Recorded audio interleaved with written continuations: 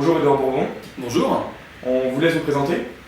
donc Édouard Bourbon, je dirige une agence spécialisée dans les médias sociaux, Facebook, blog, relations blogueurs et autres plateformes vidéo.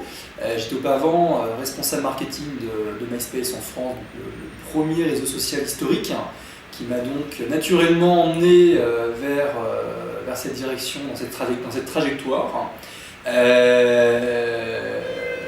Voilà, et je donne en parallèle des conférences en école de publicité, en université, et des formations professionnelles, donc en parallèle de le management de ma petite entreprise. Donc vous animez de formations au sein de l'IFU, notamment Web 2.0 et réputation numérique. Donc quels sont les tenants et aboutissants de ces deux formations? Alors, dans les deux cas, déjà, il y a un préambule qui est de comprendre l'évolution du consommateur et son rapport aux médias, et aussi son rapport aux marques, fatalement. Après, il y a une appréhension quand même des médias sociaux. Qu'est-ce que c'est? Comment ça fonctionne? Comment Facebook fonctionne? Quels sont les enjeux, les bénéfices? Quelle est la complémentarité entre les différents médias sociaux, donc les réseaux sociaux, les plateformes sociales qu'est Facebook? Quelle est la différence avec les sites de réseautage professionnels? Comment utiliser intelligemment les plateformes vidéo? Qu'est-ce qu'on fait sur YouTube, Dailymotion? Qu'est-ce qu'on fait avec un blog?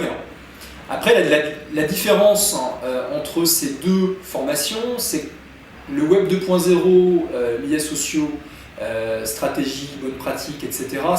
L'idée, c'est vraiment de balayer l'ensemble des possibilités.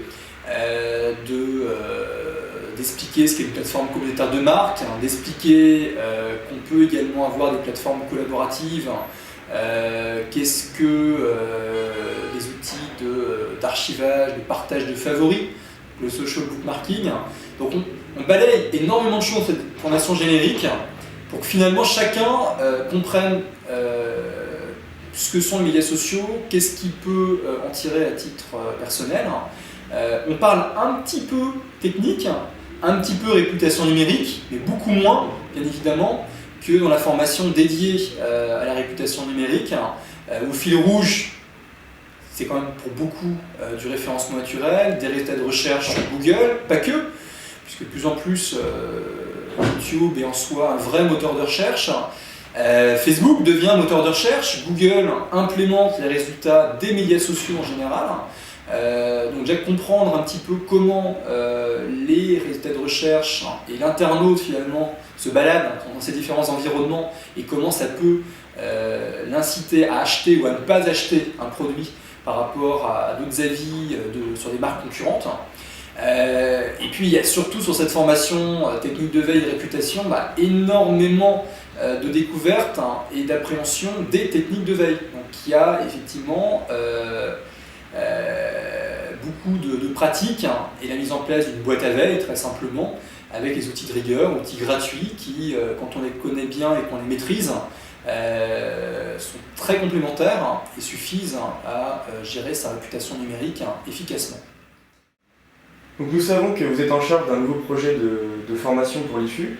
Il s'agit donc de la formation Community Manager. Pouvez-vous nous dire quelques mots sur cette formation à venir?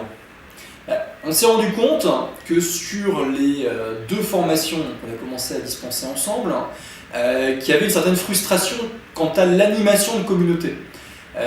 Maintenant, cette animation de communauté doit nécessairement passer par la connaissance des médias sociaux, à minima, un minimum de base technique, parce qu'un bon community manager doit savoir mettre en place une veille.